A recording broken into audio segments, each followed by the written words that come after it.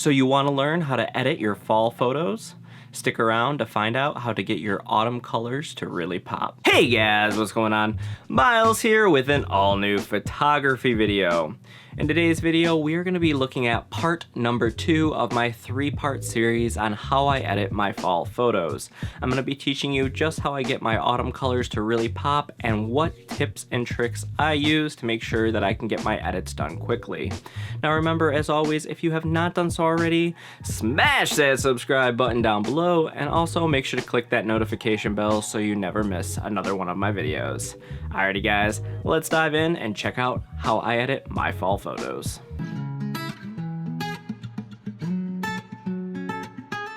Alrighty guys, so diving right into things, as you can see, we are in Adobe Lightroom today. Now, if you do not have Adobe Lightroom, no worries. What I'm going to be doing today can be used on tons of different platforms. You can even use what I'm going to show you on your cell phone. A lot of these techniques can be used across all different types of software. So if you don't have Adobe Lightroom, no worries. You will still find this video beneficial. So let's take a look here. As you can see, we got this cool fall photo pulled up. We got this leaf as the subject. If we zoom in, we can see that we have a ton of detail here, right?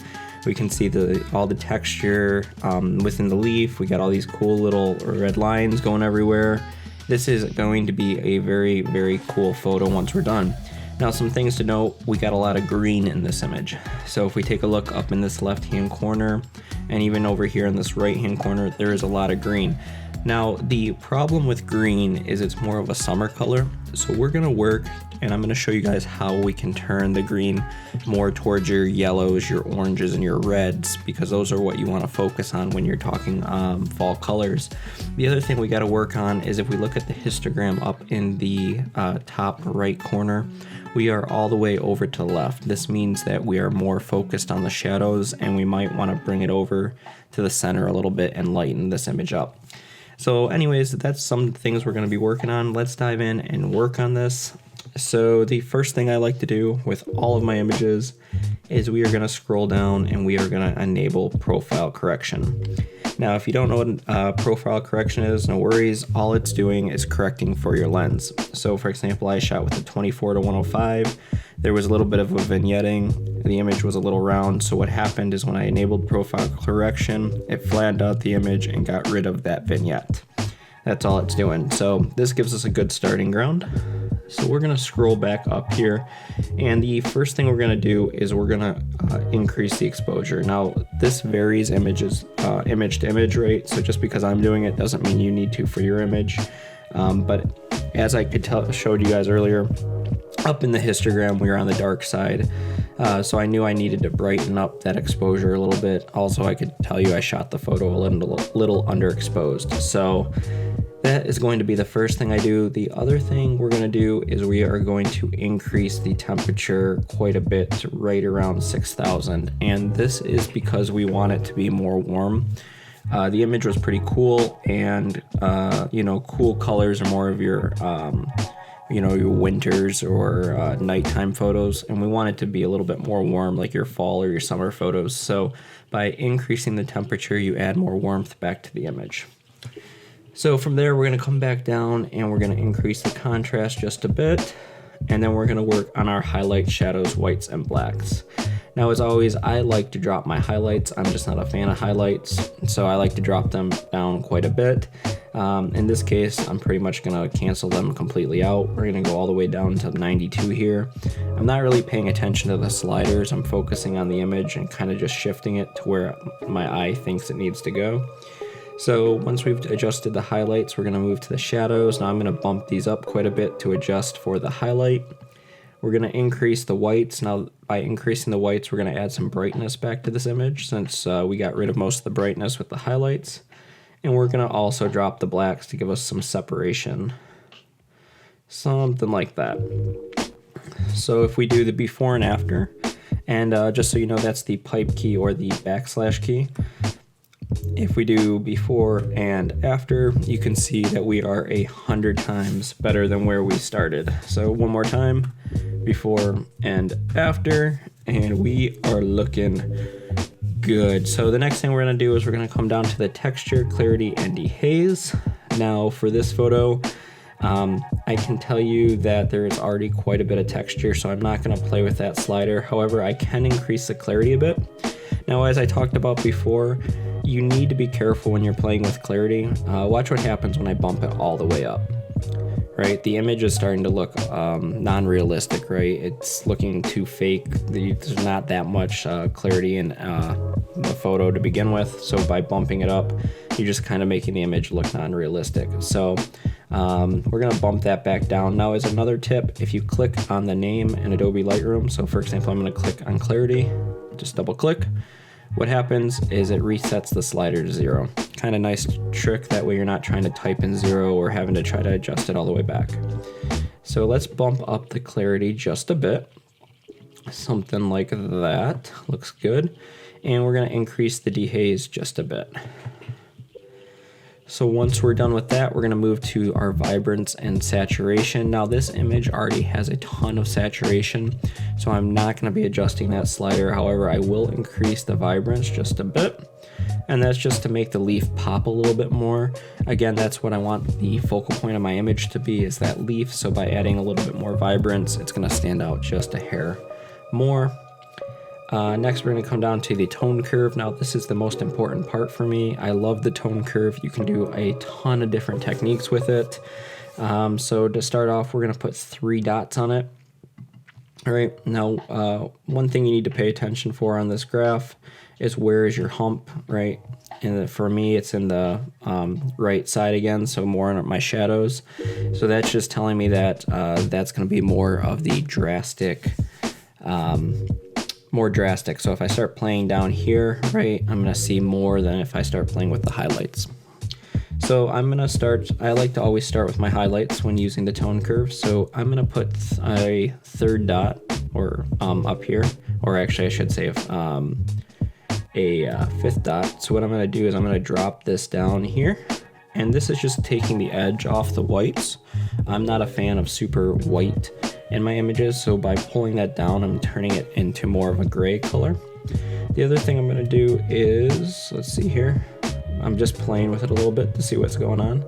I'm actually gonna leave it pretty much on the line, right? I might bring that one up just a bit to add a little bit more pop, but for the most part, I think I'm gonna leave my highlights on the line itself. And if we zoom in, we can see we got some awesome color going on. So we'll zoom back out. So next we're gonna come to this midpoint. Now if I can see here as I drop it and bring it up, again, I'm gonna probably just raise it ever so slightly to something like that, and I'm gonna leave it. Next I'm gonna come down to my shadows, and this is where I'm gonna play around a bit. I'm actually gonna drop it a little bit, and I'm actually gonna put another point here, and I'm gonna lift this bottom point up. Now, if you've ever seen the photos where they're very faded, especially on portraits, the way they're achieving that fade is by lifting this bottom point up and dropping this the blacks, right? So watch what happens when I shift this point up quite a bit, right? We start to add a lot more dramatic of a fade. If we come here, let's put another point, right? I'm adding a lot more of a fade. Now we gotta be careful here. I'm gonna actually reset this because that was just to show you guys. I'm not actually gonna do that to my photo. Again, I'm gonna bring these points pretty much up to the line because I'm pretty happy with how the color's looking. And I'm going to just increase this bottom point ever so slightly to give it just a nice little fade. Something like that looks good. And I'm pretty happy with this. Now what I like to do is I like to continue my editing, and then on my second pass through, once I've completed the photo, I like to come back to my tone curve and tweak it just a little bit more to get it right where I like it. So after we do that, we're gonna come down to the HSL, or I like to call it the hue, saturation, and luminance. Now I'm gonna start off on the hue. And for fall photos, you wanna think of your reds, your oranges, and your yellows. You also wanna think about your greens, and I'll show you why in here in a second. So let's start with our reds. I want this photo to be a little bit more on the orange side of things, so I'm actually gonna slide it more towards our orange. And the same thing with the orange slider, I'm actually gonna drop it just a bit. Now I gotta be careful because again, just like clarity, watch what happens when I really move the slider, right? That does not look right. So you need to be very careful when you're playing down here, but a little bit will not hurt. Something like that, right? So we increased our reds a little bit to +20, decreased the orange just a slight hair. And then watch what happens when I mess with my yellows, right? I'm gonna show you something cool here. Watch what's happening to my greens, right? As I slide down, right? I told you I was gonna focus and get rid of those greens in the image, and this is how you're gonna do it. Believe it or not, your yellows affect your greens just as much as the green slider does. So when you want to adjust the greens and get rid of that really green bright look in your image, what you can do is adjust your yellows down and also adjust your greens down as well. Something like that. And again, I'm just watching the image as I'm playing with the sliders to see what's going on, right? So as we can see, something like this.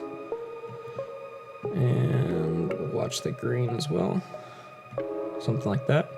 And now if we do that before and after, look at all the green and all the texture, and then I do that, it's a lot different of an image. So this is what I was going for, right? So I can tell you too, there are no aquas, blues, purples, or magentas in this photo. If anything, there'd be a little bit of a magenta, but I'm not seeing a whole lot, as you can see as I play with the slider here. So we're just gonna leave all 3 or 4 of those set to 0, and we're gonna move on to our saturation. Now again, we gotta focus on the yellow because that's what's taking care of the green in this image, and we're also gonna work on our reds and our yellows since that's gonna be the main focal point. Now, as I said before, this photo is already pretty well saturated, so we don't need to go crazy here. However, I am gonna boost my reds a bit. And I should probably boost my oranges just ever so slightly. And our yellows we can kind of drop a bit. And by dropping these, right, you're adding separation between the leaf and the background, which is this foliage here, right? So as you can see, just from doing that, you're already making it pop. And we can also drop our greens again, right? Something right in there looks about right. And if we do the before and the after, that's the before and our after. So we're looking pretty good. Now we're gonna move over to our luminance, and again, we're gonna play with it here. So if we move the slider, see, you can really see what's going on with the leaf. Now I'm gonna leave it down quite a bit with my reds, actually. I might bring it down a little bit, and that's because, believe it or not, if I boost up the luminance, I'm actually losing some detail with that leaf. If we take a look here, as you can see, as I'm boosting it up, I'm kind of losing some detail and it's becoming harder to see. So we're actually gonna subtract a little bit here in the leaf to add a little bit of that detail and make it easier to see. And we're gonna do the same thing with the highlights or the luminance for the oranges. We're gonna drop those ever so slightly. Now with the yellows, as you can see here, as we move them, I'm actually going to increase them a bit. And again, that's just helping with getting rid of the green. And for the greens, we could do the same as well. We're actually going to increase them just ever so slightly. Something like that. And we'll do the before and the after. And as you can see, we are starting to look really, really good in this image. So the next thing we're going to do is we're going to come down to split toning. Now, I'm not a huge fan of split toning. However, I do it quite a bit. And I'm going to show you how. So I'm going to move this slider over to my oranges, right? Since that's going to be my main color in this image. And I'm going to add just a bit of saturation. And this is just adding a little bit of an orange tint to all of my highlights. Now you can do the same with the shadows. I'm not going to in this image because, again, I'm trying to focus only on the leaf, and that's the highlighted area in this photo. So we're going to leave it something like that. Looks about right. I actually might bring it down even more. And then we are going to come down to sharpening and noise reduction. Now, I watched a YouTube video years ago on sharpening, and I kind of took what that person was doing and tweaked it myself, and these are the numbers I came out with. Now this is based on preference. Again, I've played with tons of different settings, and this is kind of my go-to. So I like to do 50 for the amount, 1.3 for the radius, and 50 for the detail. I find that that works great for my lens and my setup as far as like adding some sharpness to my images. Again, this is all preference. Take it or leave it, try it out for yourself. I just find that that combination works really, really well. Now for the noise reduction, I like to do 30 for the luminance and 30 for the contrast. Now again, I will come in and tweak this based on my camera and what lens I'm using. Sometimes I like to have more noise in my photos, sometimes I like to have less. In this case, I'm gonna leave it right about there. I'm happy with it. So the next thing I would do is I'd come down here. Now, you can add a little bit of a post vignette. I'm not going to right now, and I'm gonna show you why. We're actually gonna add a gradient to this photo to focus in on the leaf itself. If you add a gradient here, we could add a slight one. As you can see, it just doesn't really work because the leaf is too far up in the right hand corner. So I'm gonna click on the amount again, zeroed out, and we're gonna move on. So the next thing I'm gonna do is I'm gonna come back up to the top, and we are gonna click right here to add a gradient or a mask. So what I'm gonna do is, as you can see, I'm gonna be playing with my exposure. So I'm gonna add a gradient here. Now one quick tip, so you can really see what is happening with the gradient and while you're adjusting it, is to drop the exposure down. And this is just temporary, so you can actually see where the gradient is in this image. Right, so we're gonna do something like that. And what I'm gonna do is I'm gonna have the light kind of coming in from the left-hand, upper left-hand corner, so right up here. And I'm gonna have it kind of focus in on the leaf. And this is just to help draw your attention away from that foliage and more focus in on these this leaf right here, this other little one here. That's where I want the eye to be drawn. So by adding this little bit of a gradient, you're gonna do it. So what I'm gonna do is put the exposure back here, and I'm just gonna add ever so slightly. So like negative 0.15, just ever so slightly, something like that, a gradient. And if we take a look, I don't know if you can tell from the screen recording or not, but we added just a slight gradient here. And if you watch, when you look at this photo from a little bit further back, your eye is just drawing in on this bright leaf and away from this foliage. And let's do the before and after right now. Right, before, all green, kind of dull. And the after, we got the nice bright leaf. We got some awesome detail and texture. If we zoom in, you can see we kept all of that detail within the leaf. We actually even brought some out a little bit. We got this cool browns in here, spots. And I am pretty happy with this. Even if we take a look at this yellow leaf down here, right, we got all the detail and texture within the leaf, and we are looking really, really good. Now, the next thing I'm gonna do is I'm gonna do another once over. And what I mean by that is this is how I edit. I go through it one time, right? I tweak all the settings to how I like it, and then I go back another time and just add a final touch to it, some final little adjustments to see what I like and don't like. So I might come in here and say I want to add a little highlight, right? Because I darkened it a little too much. Could do something like that. Maybe increase the whites just a bit. I can tell you maybe decrease the vibrance. Maybe it's too vibrant. Maybe it's not enough. So we can come in and adjust it. I'm actually watching it as I'm playing. Like I said, you want to always watch your sliders or not your sliders, but your image as you're moving your sliders. Just a quick tip, don't focus on the numbers, they don't matter, right? No one's gonna be coming in and like, oh, you did plus 13, why didn't you do plus 17? Or no, you just focus the image and don't worry about where your slider is. The other tip too for you guys, what'll make it easier, this panel slides, right?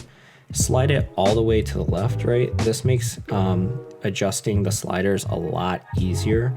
I can tell you from personal experience, if you're all cramped like this, it becomes a lot harder to make fine little adjustments. So by bringing this and opening it as wide as you can go, it makes it so much easier to make fine little adjustments with the sliders. So let's keep going here. I'm gonna actually come down to the saturation and we're gonna decrease it a little bit. I just feel like it's a little too oversaturated as far as my oranges and my reds in this image. So we're gonna do something like that, just kind of decrease it a bit. Not a ton, but just enough to where the leaf is not looking too out of place. Like I said, you wanna be careful that, you know, your images don't start to look non-realistic because you went in and tweaked them.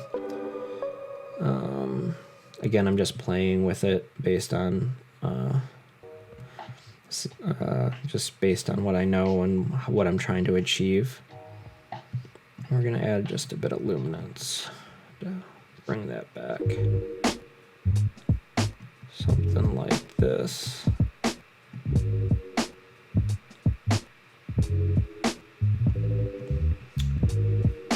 And we are looking pretty good. So let's again do the before and the after. And one more time. And I would say, guys, I am pretty happy with this. This is probably where I would leave it. I might come back again and darken some of this up in the background just to really make the leaf pop. Again, you can do that with the hue and the saturation, just playing in there. You can also do it by adjusting the tone curve a little bit. But for this video, I think you guys understood what I was trying to achieve, and I'm kind of trying to show you that by adjusting that yellow slider, you can really get rid of greens and images and make your yellows, your oranges, and your reds pop, and that completely gives you that fall vibe. Alrighty guys, so there you have it. There is part number 2 of how I edit my fall photos. Now remember, if you like these videos and you want to see more, smash that subscribe button down below, click that notification bell, and also leave me comments as to what you would like to see next. Alrighty guys, I will catch you in the next video. Peace!